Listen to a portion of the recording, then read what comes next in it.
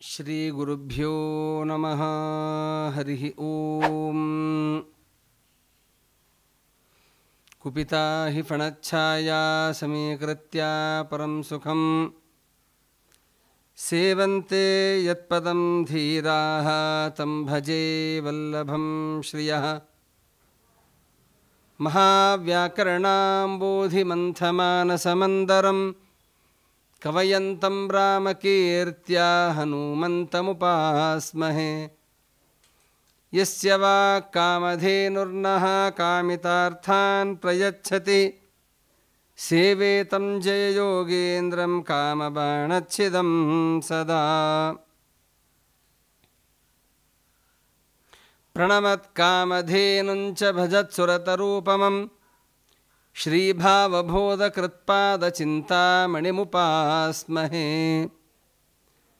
ವೇದೇಶಯೋಗಿನಂ ವಂದೇ ಯಾದವಾರ್ಯಗುರೋರ್ಗುರುಂ ಛಾಂದೋಗ್ಯಭಾಷ್ಯಸಟ್ಟೀಕಾಕರ್ತಾರಮಹಮಾದರಾತ್. ಸತ್ಯಾಭಿಜ್ಞಕರಾಬ್ಜೋತ್ಥಾನ್ ಪಂಚಾಶದ್ವರ್ಷಪೂಜಕಾನ್ ಸತ್ಯಪ್ರಮೋದತೀರ್ಥಾರ್ಯಾನ್ ನೌಮಿನ್ಯಾಯಸುಧಾರತಾನ್. ಆಪಾದಮೌಲಿಪರ್ಯಂತಂ ಗುರುಣಾಂ ಆಕೃತಿಂ ಸ್ಮರೇತ್. ತೇನ ವಿಘ್ನಾಃ ಪ್ರಣಶ್ಯಂತೆ ಸಿದ್ಧ್ಯಂತಿ ಚ ಮನೋರಥಾಃ. ಶ್ರೀ ಗುರುಭ್ಯೋ ನಮಃ. ಹರಿ ಓಂ.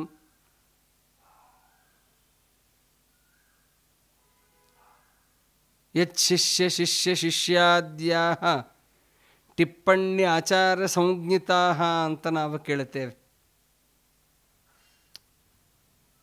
ರಘುತ್ತಮ ತೀರ್ಥ ಶ್ರೀಪಾದಂಗಳವರ ಚರ್ಮಶ್ಲೋಕದಲ್ಲಿ ಹೇಳಬೇಕಾದರೆ ಭಾವಬೋಧಕೃತಂ ಸೇವೆ ರಘುತ್ತಮ ಮಹಾಗುರುಂ ಯಚ್ಚಿಷ್ಯಶಿಷ್ಯಶಿಷ್ಯಾದ್ಯಾಃ ಟಿಪ್ಪಣ್ಯ ಆಚಾರ ಸಂಜ್ಞಿತಾಃ ಅಂತ. ಏನು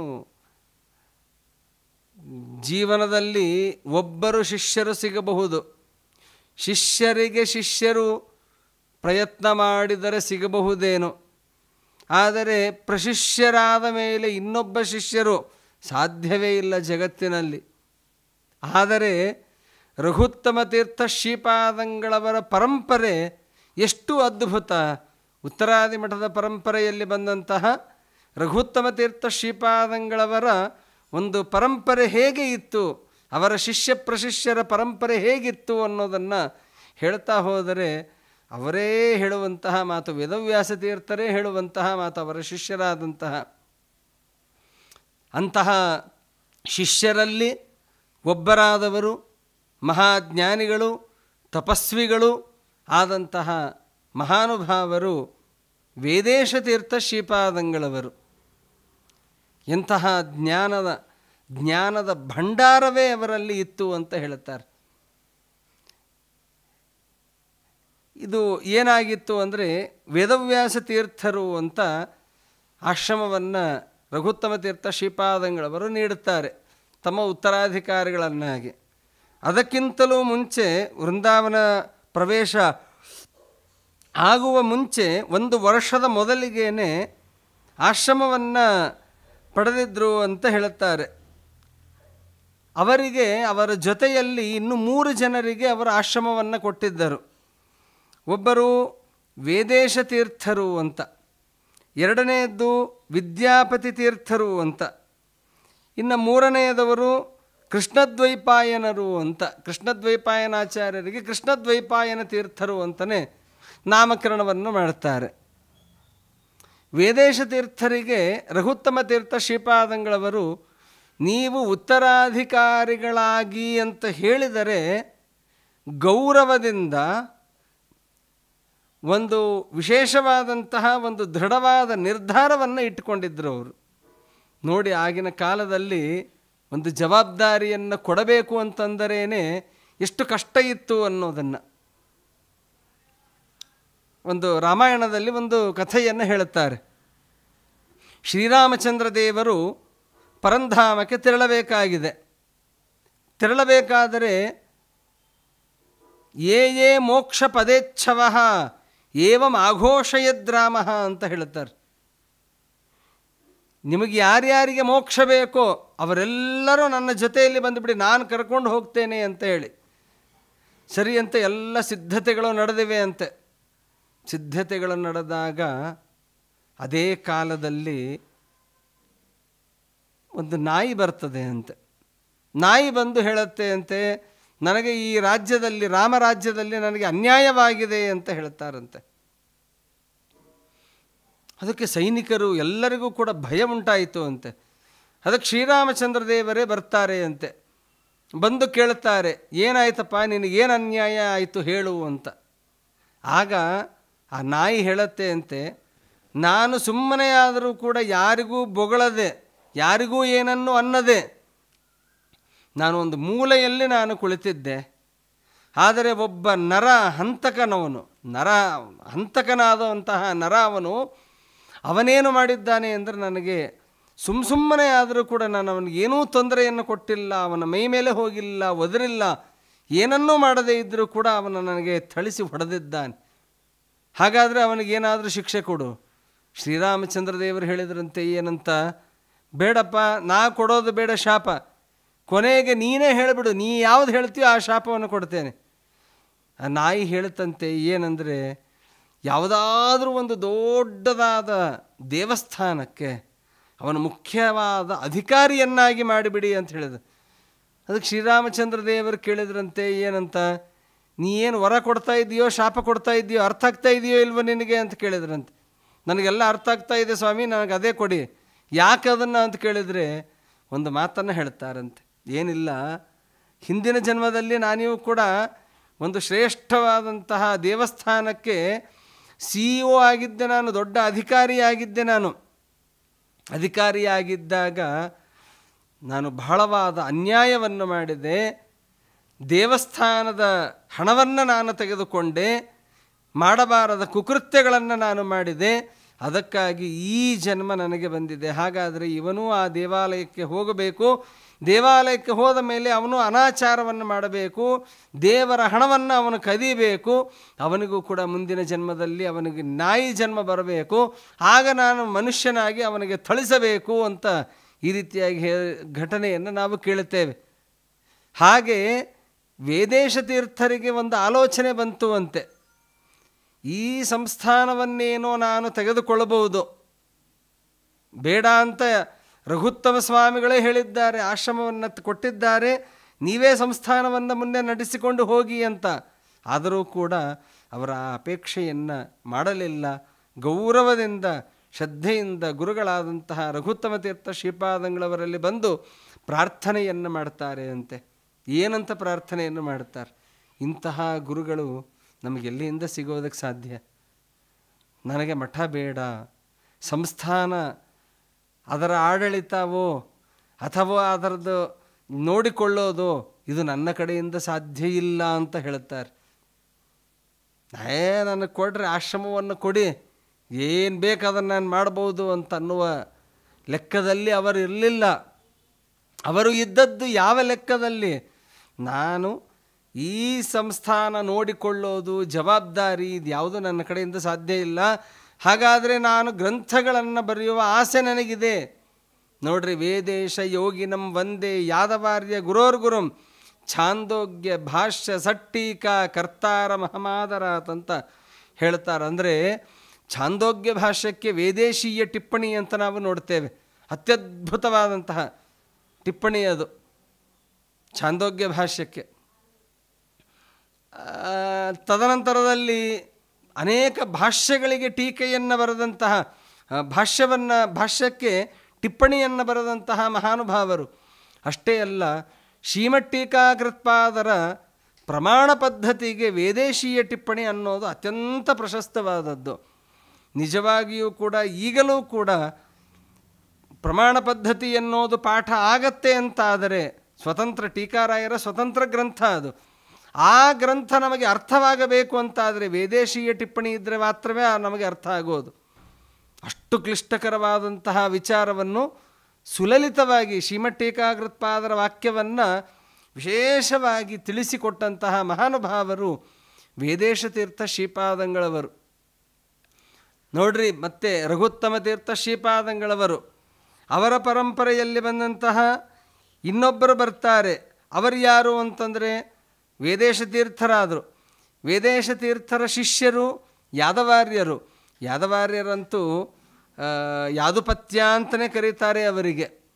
ಅಂದರೆ ಶ್ರೀಮನ್ಯಾಯ ಸುಧೆಗೆ ಆಗಿರಬಹುದು, ಶ್ರೀಮದ್ ಭಾಗವತಕ್ಕೆ ಆಗಿರಬಹುದು, ಹೀಗೆ ವ್ಯಾಖ್ಯಾನವನ್ನು ಬರೆದಂತಹ ಪರಂಪರೆ ಈ ಯಾದವಾರ್ಯರದು ಅಂತ ಹೇಳ್ತಾರೆ. ಅಂತಹ ವೇದೇಶ ತೀರ್ಥರ ಶಿಷ್ಯರು ಯಾರು ಅಂತಂದರೆ ಈ ಯಾದವಾರ್ಯರು. ಆ ಯಾದವಾರ್ಯರ ಶಿಷ್ಯರು ಯಾರು ಅಂತಂದರೆ ಶ್ರೀನಿವಾಸ ತೀರ್ಥರು ಅಂತ, ಹೊನ್ನಾಳಿಯ ಶ್ರೀನಿವಾಸ ತೀರ್ಥರು ಅಂತ ಕರೀತಾರೆ. ಅಂದರೆ ನೋಡ್ರಿ, ಯತ್ ಶಿಷ್ಯ ಶಿಷ್ಯ ಶಿಷ್ಯಾದ್ಯ ಇಲ್ಲಿಗೆ ಮುಗಿದಿಲ್ಲ ಅಂತ ಹೇಳ್ತಾರೆ. ಮತ್ತು ಯಾರು ಅಂತಂದರೆ ತರಂಗಿಣಿ ವ್ಯಾಸರಾಮಾಚಾರ್ಯರು ಅಂತ. ಹೀಗೆ ಬಿದರಳ್ಳಿ, ಲಿಂಗೇರಿ, ಗುರ್ಜಾರಿ, ಉಮರ್ಜಿ, ಆಯಿ ಇವರೇ ಮೊದಲಾದಂತಹ ಸತ್ಪರಂಪರೆಯನ್ನು, ಟೀಕಾ ಟಿಪ್ಪಣಿಯ ಪರಂಪರೆಯನ್ನೇ ಹುಟ್ಟಿಸಿ ಹಾಕಿದವರು ಅಂತ ಯಾರಾದರೂ ಇದ್ದರೆ ಅವರು ರಘುತ್ತಮ ತೀರ್ಥ ಶ್ರೀಪಾದಂಗಳವರು. ಎಲ್ಲರೂ ವ್ಯಾಖ್ಯಾನಕರ್ತೃಗಳೇ. ಅವರ ಶಿಷ್ಯರು ಅವರ ಶಿಷ್ಯರು ಅವರ ಶಿಷ್ಯರು ಪ್ರತಿ ಒಬ್ಬರೂ ಕೂಡ ವ್ಯಾಖ್ಯಾನಕರ್ತೃಗಳು ಆಗಿದ್ದಾರೆ ಅಂತಂದರೆ ಆ ಪರಂಪರೆ ಹೇಗಿರಬೇಕು ಅನ್ನೋದನ್ನು ನಾವು ಯೋಚನೆಯನ್ನು ಮಾಡಬೇಕು. ಅದರಲ್ಲಿ ಮೊದಲಿಗರಾದವರು ಯಾರು? ಆರಾಧ್ಯ ಗುರುಗಳಾದಂತಹ ವೇದೇಶ ತೀರ್ಥ ಶ್ರೀಪಾದಂಗಳವರು. ನೋಡ್ರಿ, ಚರಮಶ್ಲೋಕದಲ್ಲಿ ಏನು ಹೇಳ್ತಾರೆ? ಯಾದವಾರ್ಯ ಗುರೋಹೋ ಗುರುಂ. ಯಾದವಾರ್ಯರಂತಹ ಗುರುಗಳಿಗೂ ಗುರುಗಳಾದವರು ಯಾರು ಅಂತಂದರೆ ಈ ವೇದೇಶ ತೀರ್ಥ ಶ್ರೀಪಾದಂಗಳವರು. ವೇದವ್ಯಾಸ ತೀರ್ಥರ ವೃಂದಾವನ ಪೆನುಗೊಂಡದಲ್ಲಿ ಇದೆ. ಆ ವೇದೇಶ ತೀರ್ಥರ ವೃಂದಾವನದ ಬಗ್ಗೆ ಹೇಳಬೇಕು ಅಂದರೆ ಮಹಾಪ್ರವಾಹಿನಿ ಭೀಮ ಯಸ್ಯ ಮಾರ್ಗಮದಾನ್ಮುದ ರಘುವರ್ಯೋ ಮುದಂ ದದ್ಯಾತ್ ಕಾಮಿತಾರ್ಥ ಪ್ರದಾಯಕ ಅಂತ ರಘುವರ್ಯ ತೀರ್ಥ ಶ್ರೀಪಾದಂಗಳವರ ಶಿಷ್ಯರು ರಘುತ್ತಮರು. ರಘುತ್ತಮ ತೀರ್ಥ ಶ್ರೀಪಾದಂಗಳವರು ವೇದವ್ಯಾಸ ತೀರ್ಥರು ಅಂತ. ಆ ವೇದವ್ಯಾಸ ತೀರ್ಥರ ಒಂದು ಚರಮಶ್ಲೋಕದಲ್ಲಿ ಒಂದು ಮಾತನ್ನು ಹೇಳುತ್ತಾರೆ ವಿದ್ಯಾಧೀಶ ತೀರ್ಥ ಶ್ರೀಪಾದಂಗಳವರು. ಏನಂತಂದರೆ, ನ ದಗ್ಧಂ ಯಸ್ಯ ಕೌಪೀನಂ ಅಗ್ನೌ ದತ್ತಮಪಿ ಸ್ಫುಟಂ ವೇದವ್ಯಾಸ ಗುರುಂ ನೌಮಿ ಶ್ರೀವೇದೇಶ ನಮಸ್ಕೃತಂ ಅಂತ. ಅಂದರೆ ಅವರ ಪೆನುಗೊಂಡದಲ್ಲಿ ಅವರ ವೃಂದಾವನ ಇದೆ, ವೇದವ್ಯಾಸ ತೀರ್ಥ ಶ್ರೀಪಾದಂಗಳವರ ವೃಂದಾವನ. ಮಹಾಜ್ಞಾನಿಗಳು ವೇದವ್ಯಾಸ ತೀರ್ಥರು ಸಾಧಾರಣರಲ್ಲ. ಇಂತಹ ವೇದವ್ಯಾಸ ತೀರ್ಥರ ಸೇವೆಯನ್ನು ವಿಶೇಷವಾಗಿ ಮಾಡಿದವರು ಯಾರು ಅಂತಂದರೆ ವೇದೇಶ ತೀರ್ಥರು. ಅಂತಹ ವೇದೇಶ ತೀರ್ಥರ ಎಷ್ಟು ಅವರಲ್ಲಿ ಗುರುಭಕ್ತಿ ಇತ್ತು ಅಂತಂದರೆ, ವೇದವ್ಯಾಸ ತೀರ್ಥರಲ್ಲಿ ಅವರ ವೃಂದಾವನದ ದರ್ಶನವನ್ನು ಮಾಡಿದ್ದಾರೆ. ಈಗಲೂ ಕೂಡ ಪೆನುಗೊಂಡಾಗೆ ಹೋದಾಗ ಅವರ ವೃಂದಾವನದ ಎದುರಿನಲ್ಲಿ ಒಂದು ನಮಸ್ಕಾರವನ್ನು ಮಾಡಿದಂತಹ ಒಂದು ಚಿತ್ರ ಇದೆ. ಅದು ಯಾರದ್ದು ಅಂತಂದರೆ ಅವರೇ ಮಾಡಿಸಿದ್ದಂತೆ. ಅದನ್ನು ಏನಂತ, ನಾನು ಸದಾ ಕಾಲದಲ್ಲಿ ವೇದವ್ಯಾಸ ತೀರ್ಥರಿಗೆ ನಾನು ನಮಸ್ಕಾರವನ್ನು ಮಾಡ್ತಾನೇ ಇರಬೇಕು ಅನ್ನುವಂಥ ಶಿಲೆಯನ್ನು ಅವರೇ ಕೆತ್ತಿಸಿ ಅವರೇ ಅಲ್ಲಿ ಎದುರಿಗೆ ತಂದು ಇಟ್ಟಂತಹ ಮಹಾನುಭಾವರು. ನೋಡ್ರಿ, ಗುರುಗಳಲ್ಲಿ ಇರುವಂತಹ ಭಕ್ತಿ ಎಷ್ಟು. ಅದರ ಜೊತೆಯಲ್ಲಿ ಗ್ರಂಥಗಳಿಗೆ ವ್ಯಾಖ್ಯಾನವನ್ನು ಬರೆಯಬೇಕು ಅನ್ನುವಂತಹ ಆಸಕ್ತಿ ಎಷ್ಟು. ಅದೇ ಅವರು ಹೇಳಿದ್ರಂತೆ, ಒಂದು ವೇಳೆ ಏನಾದರೂ ನನಗೆ ಸಂಸ್ಥಾನ ಅನ್ನೋದು ಬಂದುಬಿಟ್ರೆ ನಾನು ಗ್ರಂಥದಲ್ಲಿ ಬರೆಯಬೇಕು ಅಂದುಕೊಂಡಷ್ಟು ನಾನು ಬರೆಯದೇ ಇರಬಹುದು. ನೋಡ್ರಿ, ಈ ರೀತಿಯಾಗಿ ತಮಗೆ ಬಂದಂತಹ ಒಂದು ದೊಡ್ಡದಾದ ಅವಕಾಶವನ್ನು ಗೌರವಯುತವಾಗಿ ಅದನ್ನು ಬೇಡ ಅಂತ ಹೇಳಿ ಆ ವಾಂಗ್ಮಯ ಸೇವೆಯನ್ನು ಮಾಡಿದಂತಹ ಮಹಾನುಭಾವರು ವೇದವ್ಯಾಸ ತೀರ್ಥ ಶ್ರೀಪಾದಂಗಳವರು. ಕಾರ್ತೀಕ ಮಾಸದಲ್ಲಿಯೇ ಅವರ ಆರಾಧನೆಯೂ ಕೂಡ ಬರ್ತದೆ. ಮಹಾಜ್ಞಾನಿಗಳು ಮಣ್ಣೂರಿನಲ್ಲಿ ಅವರ ವೃಂದಾವನವನ್ನು ನಾವು ಕಾಣಬಹುದು. ಅತ್ಯದ್ಭುತವಾದಂತಹ ಒಂದು ಸನ್ನಿಧಾನ. ಭೀಮಾ ನದಿಯ ತಟದಲ್ಲಿ ಅವರ ವೃಂದಾವನ. ಎಷ್ಟು ವೇದಗಳಿಗೆ ಅರ್ಥವಾಗಿರಬಹುದು, ಶ್ರೀಮದಾಚಾರ್ಯರ ಗ್ರಂಥಗಳಿಗೆ ವ್ಯಾಖ್ಯಾನ ಆಗಿರಬಹುದು. ಹೀಗೆ ಅನೇಕ ಗ್ರಂಥಗಳಿಗೆ ವ್ಯಾಖ್ಯಾನವನ್ನು ಬರೆದು ವ್ಯಾಖ್ಯಾನಾಚಾರ್ಯರು ಅಂತಲೇ ಪ್ರಸಿದ್ಧರಾದವರು ವೇದೇಶ ತೀರ್ಥರು ಅಂತ ಕರೀತಾರೆ. ಅಂತಹ ಮಹಾಜ್ಞಾನಿಗಳು ವೇದೇಶ ತೀರ್ಥ ಶ್ರೀಪಾದಂಗಳವರು. ಅನೇಕ ನಮಗೆ ಪಾಠದಲ್ಲಿ ಅನೇಕ ಗುರುಗಳು ನಮಗೆ ಪ್ರಮಾಣ ಪದ್ಧತಿಯ ಪಾಠವನ್ನು ಹೇಳಬೇಕಾದರೆ ಏನಾದರೂ ಸಂಶಯ ಅನ್ನೋದು ಬಂದರೆ, ಪಾಠದಲ್ಲಿ ಏನಾದರೂ ಸಂಶಯ ಅನ್ನೋದು ಬಂದರೆ, ನೋಡಪ್ಪ ವೇದೇಶ ತೀರ್ಥರ ಟಿಪ್ಪಣಿಯನ್ನು ನೋಡಪ್ಪ ಅಂತ ಹೇಳ್ತಾ ಇದ್ದರು. ಅಂದರೆ ಆ ವೇದೇಶ ತೀರ್ಥರ ಟಿಪ್ಪಣಿ ಅನ್ನೋದು ಅಷ್ಟು ಅದ್ಭುತವಾದಂತಹದ್ದು. ಹೀಗೆ ವ್ಯಾಖ್ಯಾನದ ಒಂದು ಪರಂಪರೆಯನ್ನೇ ಬೆಳೆಸಿದಂತಹ ಮಹಾನುಭಾವರು, ಸ್ವಯಂ ವ್ಯಾಖ್ಯಾನಕಾರರೂ ಆದಂಥವರು ಈ ಯಾವ ವೇದೇಶ ತೀರ್ಥ ಶ್ರೀಪಾದಂಗಳವರು. ಈಗಲೂ ಕೂಡ ಒಂದು ಕೆಲವು ವರ್ಷಗಳ ಹಿಂದೆ ಅಲ್ಲಿ ಅದೇ ಮಣ್ಣೂರಿನಲ್ಲಿಯೇ ವೇದೇಶ ತೀರ್ಥ ವಿದ್ಯಾಪೀಠ ಅನ್ನೋದು ಕೂಡ ಇದೆ. ಅಲ್ಲಿಂದಲೂ ಕೂಡ ಅನೇಕ ವಿದ್ವಾಂಸರು ಹೊರಗೆ ಬಂದಿದ್ದಾರೆ. ಅಂದರೆ ಅವರ ಹೆಸರಿನಲ್ಲಿಯೇ ವಿದ್ಯಾಪೀಠ ಆರಂಭವಾಗಿದೆ ಅಂತಂದರೆ ಅವರು ಯಾವ ರೀತಿಯಲ್ಲಿ ಅವರು ವ್ಯಾಖ್ಯಾನದ ಕೌಶಲ್ಯ ಅವರಲ್ಲಿ ಇತ್ತು ಅನ್ನೋದನ್ನು ನಾವು ತಿಳಿಯಬಹುದಾಗಿದೆ. ಇನ್ನೂ ಅನೇಕ ಪವಾಡಗಳನ್ನು ಅವರು ಮಾಡಿರಬಹುದು. ಆದರೆ ಈ ಪವಾಡದ ಮುಂದೆ, ಗ್ರಂಥಕರ್ತೃತ್ವ ಅನ್ನೋದರ ಮುಂದೆ ಯಾವುದೂ ಕೂಡ ಸರಿ ಹೋಗುವುದಿಲ್ಲ ಅಂತನ್ನೋದನ್ನು ಹೇಳುತ್ತಾರೆ. ಯಾಕೆಂದರೆ ಆ ಗ್ರಂಥಗಳಲ್ಲಿ ಇದ್ದಂತಹ ಅವರಿಗೆ ಇದ್ದಂತಹ ಭಕ್ತಿ, ಅವರಿಗಿದ್ದಂತಹ ಶ್ರದ್ಧೆ ಅಷ್ಟೇ ಅಲ್ಲ, ತಮಗೆ ಅರ್ಥ ಆದರೆ ಸಾಲದು, ಮುಂದೆ ಬರುವ ಪೀಳಿಗೆಗೆ, ಮುಂದೆ ಬರುವ ವಿದ್ವಾಂಸರಿಗೆ, ವಿದ್ಯಾರ್ಥಿಗಳಿಗೆ ಅನುಕೂಲವಾಗಲಿ ಅನ್ನೋದಕ್ಕಾಗಿ ಗ್ರಂಥ ರೂಪದಲ್ಲಿ ಅದನ್ನು ಬರೆದು ಅದನ್ನು ಜಗತ್ತಿಗೆ ಸಮರ್ಪಣೆಯನ್ನು ಮಾಡಿದ್ದಾರಲ್ಲ, ಇಡೀ ಮನುಕುಲಕ್ಕೇನೆ ಅನುಕೂಲವನ್ನು ಮಾಡಿಕೊಟ್ಟಿದ್ದಾರಲ್ಲ. ಇಂತಹ ಗುರುಗಳು ನಮಗೆಲ್ಲಿ ಸಿಗೋದಕ್ಕೆ ಸಾಧ್ಯ? ಅಂತಹ ಮಹಾಜ್ಞಾನಿಗಳು ವೇದೇಶ ತೀರ್ಥ ಶ್ರೀಪಾದಂಗಳವರು. ವೇದೇಶ ಯೋಗಿನಂ ವಂದೇ ಅಂತ ಹೇಳುತ್ತಾರೆ.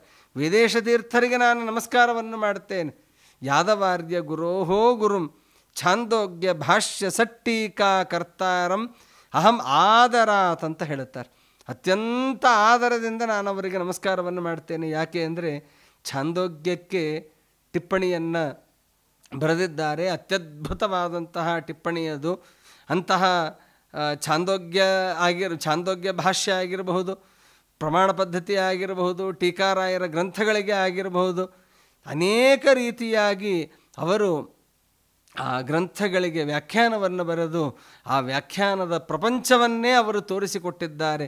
ಇಂತಹ ವೇದೇಶ ತೀರ್ಥರು ಗುರುಗಳಾದಂತಹ ರಘುತ್ತಮರಲ್ಲಿ ಭಕ್ತಿಯನ್ನು ಮಾಡ್ತಾ ಇದ್ದರು. ವೇದವ್ಯಾಸ ತೀರ್ಥರಲ್ಲಿ ವಿಶೇಷವಾದಂತಹ ಭಕ್ತಿಯನ್ನು ಮಾಡ್ತಾ ಇದ್ದರು. ಅವರ ಶಿಷ್ಯ ಪರಂಪರೆಯೂ ಅತ್ಯದ್ಭುತವಾದಂತಹ ಯಾದವಾರ್ಯರು, ಶ್ರೀನಿವಾಸ ತೀರ್ಥರು, ತರಂಗಿಣಿ ರಾಮಾಚಾರ್ಯರು, ಇವರೇ ಮೊದಲಾದಂತಹ ಸಂತತಿಯೇ ಬೆಳೀತಾ ಹೋಯಿತು. ವ್ಯಾಖ್ಯಾನದ ಸಂತತಿಯೇ ಬೆಳೀತಾ ಹೋಯಿತು. ಅದಕ್ಕೆ ಮುಖ್ಯ ಕಾರಣಕರ್ತೃಗಳಾದವರು ಯಾರು ಅಂತಂದರೆ, ಯಾವ ವೇದೇಶ ತೀರ್ಥ ಶ್ರೀಪಾದಂಗಳವರಿಗೆ ಆಶ್ರಮವನ್ನು ನೀಡಿದಂತಹ ಮತ್ತು ಪಂಚ ಭಾವಬೋಧಕಾರರು ಅಂತ ಪ್ರಸಿದ್ಧರಾದಂತಹ ರಘುತ್ತಮ ತೀರ್ಥ ಶ್ರೀಪಾದಂಗಳವರು. ರಘುತ್ತಮ ತೀರ್ಥ ಶ್ರೀಪಾದಂಗಳವರೂ ವ್ಯಾಖ್ಯಾನವನ್ನು ಬರೆದಿದ್ದಾರೆ. ಅವರ ನಂತರದಲ್ಲಿ ವೇದೇಶ ತೀರ್ಥರು, ಯಾದವಾರ್ಯರು ಎಲ್ಲರೂ ಕೂಡ ರಘುತ್ತಮ ತೀರ್ಥ ಶ್ರೀಪಾದಂಗಳವರ ಪರಂಪರೆಯಲ್ಲಿ ಬಂದಂತಹ ಮಹಾಜ್ಞಾನಿಗಳು. ಹಾಗಾದರೆ ವ್ಯಾಖ್ಯಾನದ ಪರಂಪರೆಯನ್ನೇ ಹುಟ್ಟು ಹಾಕಿದಂತಹ ರಘುತ್ತಮ ತೀರ್ಥ ಶ್ರೀಪಾದಂಗಳವರು, ವ್ಯಾಖ್ಯಾನವನ್ನು ಆರಂಭವನ್ನು ಮಾಡಿದಂತಹ ವೇದೇಶ ತೀರ್ಥ ಶ್ರೀಪಾದಂಗಳವರು, ಇಂತಹ ಜ್ಞಾನಿಗಳು ನಮಗೆ ಪರಮಾನುಗ್ರಹವನ್ನು ಮಾಡಲಿ ಅಂತ ಪ್ರಾರ್ಥನೆಯನ್ನು ಮಾಡುತ್ತಾ, ವಿಶೇಷವಾಗಿ ವೇದೇಶ ತೀರ್ಥರ ಸ್ಮರಣೆ ನಾವು ನಿತ್ಯದಲ್ಲಿಯೂ ಕೂಡ ವಿದ್ವಾಂಸರಾದವರು, ವಿದ್ಯಾರ್ಥಿಗಳಾದವರು ಅವರ ಸ್ಮರಣೆಯನ್ನು ನಿತ್ಯದಲ್ಲಿಯೂ ಕೂಡ ಮಾಡಲೇಬೇಕಾದದ್ದು ಅವಶ್ಯ ಕರ್ತವ್ಯ. ಕಾರಣ ಇಷ್ಟೇ. ಯಾಕೆ ಅಂದರೆ ನಾವು ಏನಾದರೂ ನಮಗೆ ಓದಿದ್ದು ನಮಗೆ ಅರ್ಥವಾಗಬೇಕು ಅಂತಾದರೆ ವ್ಯಾಖ್ಯಾನಗಳು ಬೇಕು. ಹಾಗಾದರೆ ಆ ವ್ಯಾಖ್ಯಾನವನ್ನು ಬರೆದಂತಹ ಆರಾಧ್ಯ ಗುರುಗಳಾದಂತಹ ವೇದೇಶ ತೀರ್ಥರು ಬರೆದಂತಹ ಗ್ರಂಥಗಳನ್ನು ನಾವು ಶ್ರವಣವನ್ನು ಮಾಡಿದರೆ, ಮನನವನ್ನು ಮಾಡಿದರೆ, ಅಧ್ಯಯನವನ್ನು ಮಾಡಿದರೆ ಆ ವೇದೇಶ ತೀರ್ಥರು ನಮಗೆ ಪರಮಾನುಗ್ರಹವನ್ನು ಮಾಡ್ತಾರೆ. ಅಂತಹ ವ್ಯಾಖ್ಯಾನದ ಪರಂಪರೆಯನ್ನೇ ಹುಟ್ಟು ಹಾಕಿದಂತಹ ಮಹಾನುಭಾವರು ವೇದೇಶ ತೀರ್ಥ ಶ್ರೀಪಾದಂಗಳವರು.